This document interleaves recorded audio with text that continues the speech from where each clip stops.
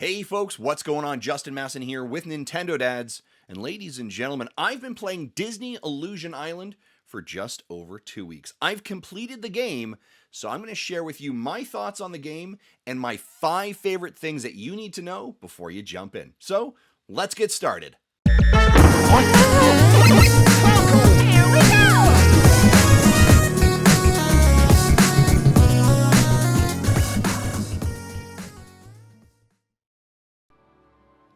All right, folks, so let's jump into one of my favorite things. This is right off the hop. When you start the game, you get to choose how many players you want. 1, 2, 3, or 4 different players. This is fantastic. Hey, it's all local play. How many players do you want to have? It's a great opportunity to grab some couch co-op with your family and play together. Now, for me, I complete the game as single player. So we're going to click single player. And then once you get in there, hold on, going to link the controller. You get to choose your character, which is fantastic. Of course, you got Mickey, classic. And if you got Mickey, you got Minnie, of course. And then we've got Donald, that crazy Mr. Duck, and then Goofy. So right off the hop, you get to choose which character you like, or which character you want to be as. So let's say, I'm going to be honest with you, I really enjoyed Mickey, and they don't really play too much differently, but I really enjoy Mickey. So let's choose Mickey. Then from here, talk about accessibility. I love this part. And all of the characters get to choose this. You get to choose different accessibilities for a less challenging experience. So maybe you've got maybe a junior player, someone who doesn't play a lot of video games. You get to 3 hearts. But maybe you're someone like me who's been playing video games for way too long. Maybe you want a more balanced experience or challenge. There's 2 hearts. Maybe a more punishing challenge. So hey, you get just 1 hit, 1 heart. There's an option for you. Or hey, the other option, maybe you just want a low-risk experience altogether. You choose this, and it doesn't matter if you get hit at all. So I love the accessibility that players get to have and choose every single time they jump in the game. So when you set it at the beginning, doesn't mean you're going to be Mickey the entire time. You can choose a different character, play different characters, and you can change your level of difficulty. I love this from a parenting accessibility perspective. So that is one of my favorite things about Disney Illusion Island. The next thing I love is checkpoints. And I know that seems like a really kind of weird thing to say. By the way, this mailbox here is a checkpoint. It is a game that has checkpoints quite frequently sprinkled across the game. And when you do reach a checkpoint, it's great because it's kind of a passive checkpoint. You don't need to stop the game. You literally run past it, and a little dot at the bottom right-hand corner rolls off. And then from there, it has been saved. Your progress has been saved right there and then, which is absolutely fantastic. I absolutely love that. Let's see if we can find ourselves a checkpoint and see how long that's taken. So we haven't been playing that long. There's a key we've accomplished or gotten. There we go. Oh, geez, now this guy's right here. Let's see if I can... There we go.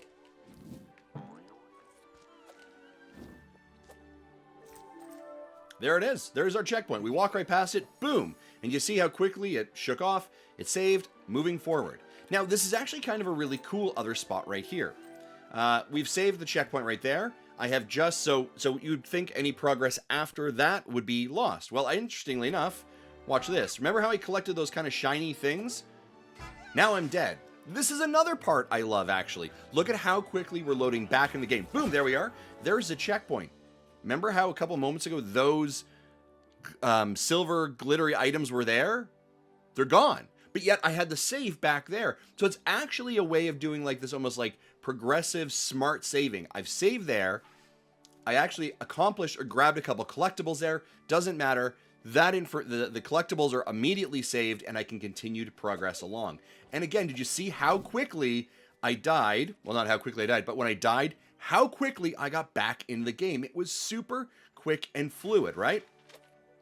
So again, I'm collecting these collectibles. Oh, I got hit there. We can see the top left corner, okay? And so we're going to do this real fast. Watch this. We've got 1 heart left, so we definitely know I'm going to die. But hey, listen, there's collectibles and keys. You got to get the collectibles and keys. There you go. So here we go. I have 1 heart left. Dead. 1,000. 2 1,000. 3 1,000. Back. 4 1,000. I'm back in the game at my last checkpoint. And if you look now, bottom left-hand corner, that key, I've already got it. It remembers that I accomplished it last time. plus anything else that I'm collecting along the way during that journey, I then have. So I have these glints that I'm capturing. So sometimes in games when you die, look, there's a mailbox, and now I've saved there. Sometimes when you die, you have to go back and collect all the other collectibles you had before. Not in this case. It dynamically sort of remembers what you've accomplished as part of your objective, which is fantastic. All right, let's talk about another one of my favorite things in this game. And this may actually sound super weird, but the map. Yes, the map is one of my favorite things. All right, so we're going to go to map. Here is our map. And interestingly enough, here's what it shows. It shows on the left-hand corner, there we are, what I'm searching for in collections. We're going to talk about those in a couple moments. But it actually shows where my next objective is. Here it is, right here. This is the next place I need to go on a map. And it shows me exactly where I am. And it also, so it has a really great ability to show me where some of the collectibles are that I missed. Now, maybe you're looking for only specific collectibles because this could feel like a lot. Well, you can actually click filters. So I want to remove the mailbox, and maybe I'm not worried about healing pools, and I'm not looking for memorabilia, but I'm just looking for these pieces of information. There we go. So it actually allows for you to more easily understand the objectives of what's important to you. What are you looking to collect? And you can zoom in really easily to figure out where you are. This is exactly where I am. This is where I need to go, down here. Oh, and by the way, there's a door there. So what am I going to do? Well, I'm going to close this, and I'm going to go back and see if I can get those glints. There we go.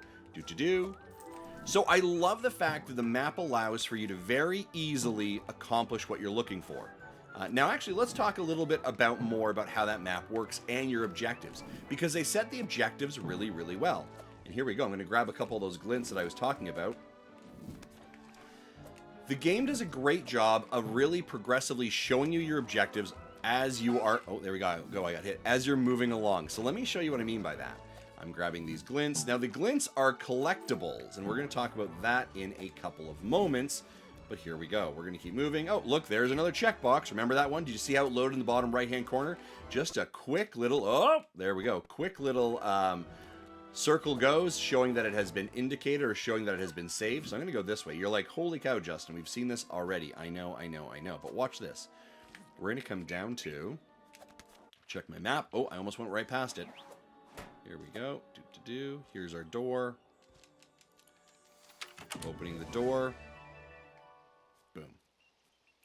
Okay, so let's see if we can... Okay. Actually, we'll take a pause there, and I'm going to show you. So the nice part about it is check out our quest. So we know what our quest is. It's very simple, right?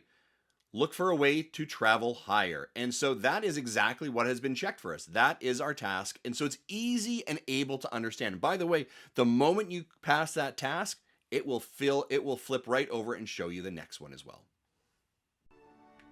All right, remember how I talked about that checkpoint and what your next objectives are? Well, take a look at what happens when I get over to our latest area. So here we are. This is the flag that I had to go to that said find a way up. Well, we've got a little bit of a dialogue here, which is fine.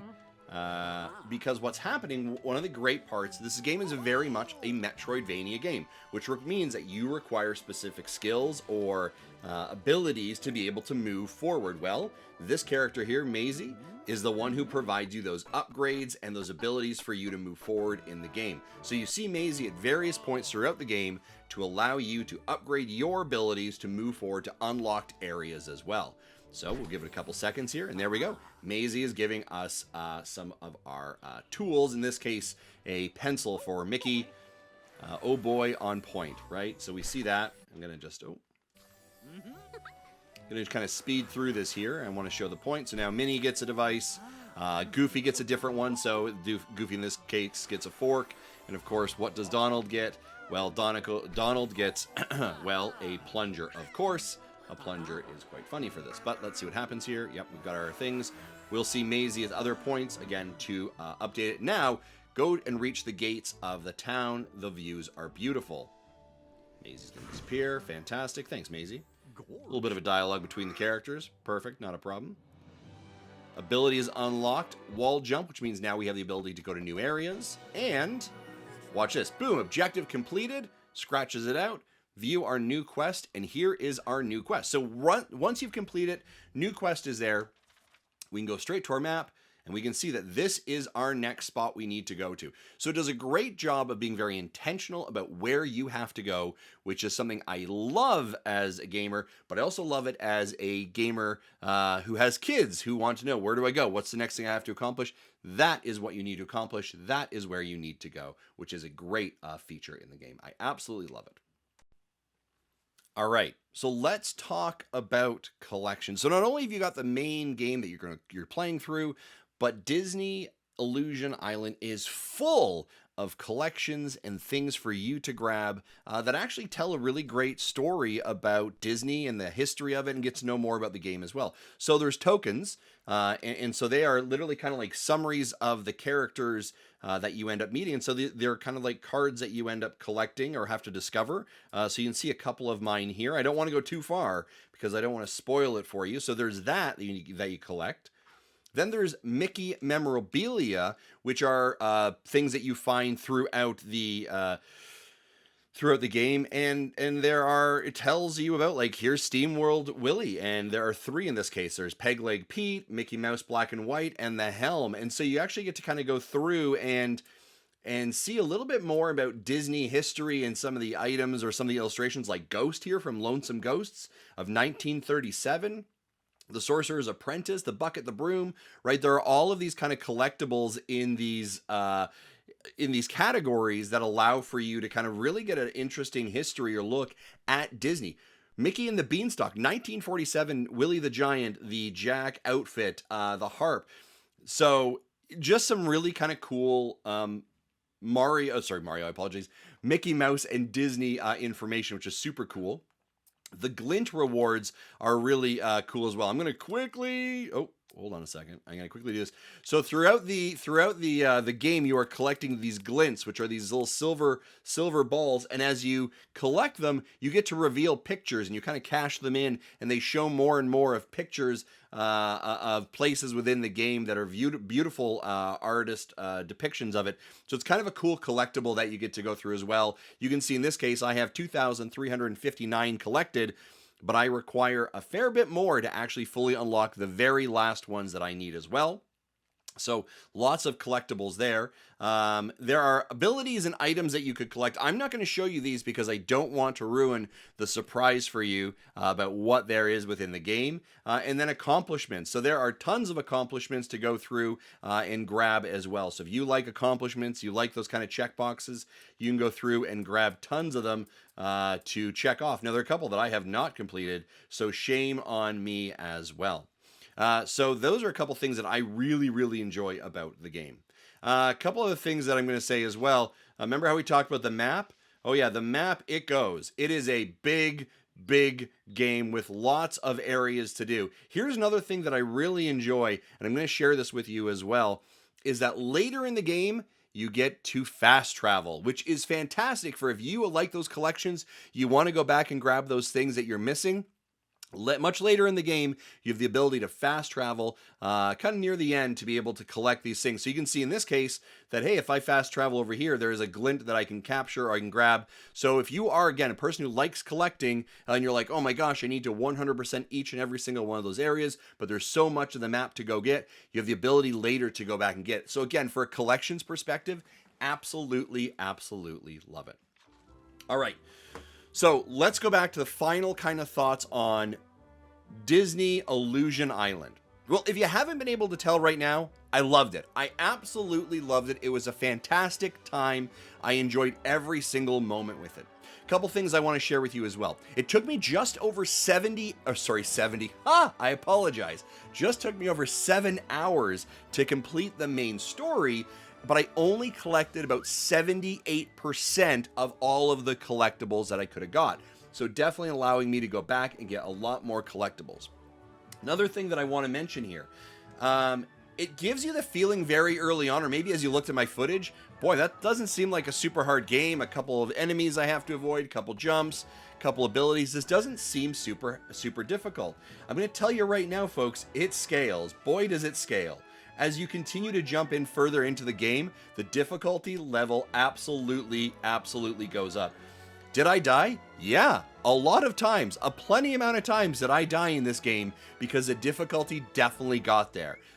So I would say if you kind of think originally maybe this is too soft, here's the other part of it. You like the challenge? I ran with 2 hearts.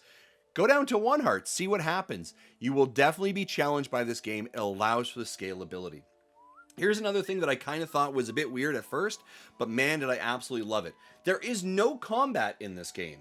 So what you actually use is your abilities and agility to avoid enemies and obstacles, which is really cool. There's, Mickey doesn't have a gun. We're not bouncing on enemies. We have to avoid them and use our abilities and our agility to avoid them, which is a very cool thing. So that's why unlocking those abilities becomes so critical in some of the more tougher areas. And I'm going to tell you, you end up stringing those abilities together, which is such a cool feeling, and it feels absolutely like you're just kind of owning the moment. Let's talk about boss fights. There are boss fights in this game, but maybe you're like, well, hold on, you said there isn't really fighting. Well, really what it is mini puzzles, and it kind of tests your ability to use some of those abilities and those unlocks that you've been able to gather to solve these puzzles to end up defeating the bosses. And I'll tell you again, the bosses are hard. I died at the bosses several times, but the lovely part about that checkpoint system I talked about earlier is that although you died at the boss, and we all know that bosses have phases, if you die at a phase, you're not starting from the very beginning, you go back to that phase and you accomplish it. So, ladies and gentlemen, I'm going to tell you right now, I cannot recommend Disney Illusion Island enough. From a parenting perspective, the content is clean, it's great. I love the fact the animation and styles. We can actually see Mickey here doing a little bit of a jig. I love the animation style. They have brought in the actors to do voiceovers, which is fantastic. I felt like I was playing a cartoon, a Saturday morning cartoon, which I absolutely loved. So much accessibility for parents. It's Disney. You don't need to worry about the content, which is fantastic. Accessible for not only the kids to play it, but also parents to play it as well. Highly recommend it. Do not sleep on this. Check out Disney Illusion Island. Hopefully you've enjoyed my favorite things about it, my tips and tricks, and you have found this valuable. If you're new here, click like and subscribe. Take care. Bye-bye.